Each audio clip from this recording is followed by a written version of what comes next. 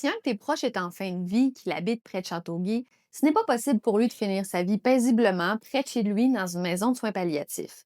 Mais ça s'en vient. Tu vois la pelletée de terre ici?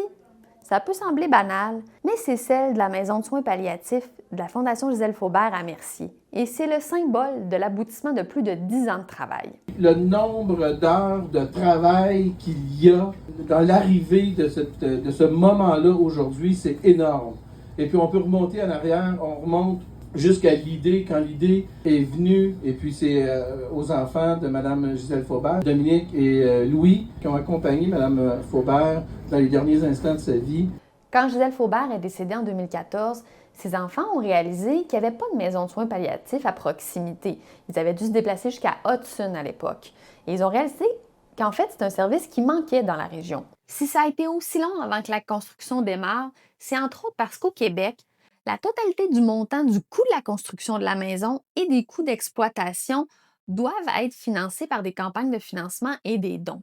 Le gouvernement du Québec finance uniquement les soins directs aux patients via une subvention annuelle par lit. Jusqu'à maintenant, la Fondation a amassé un peu plus de 4 millions de dollars sur un objectif de 10 millions de dollars. Une maison de soins palliatifs a la mission d'accompagner vers la fin de vie dans la dignité avec les proches et les amis. Et ça n'a pas de prix. Ce qui fait en sorte qu'on est rendu tout de même à la première pelletée de terre, c'est parce que la Fondation peut maintenant compter sur 3 prêteurs: Desjardins, Investissement Québec et la fiducie du chantier de l'économie sociale. L'objectif est d'ouvrir la maison d'ici la fin de l'été 2026. On pourra y compter 8 chambres de fin de vie.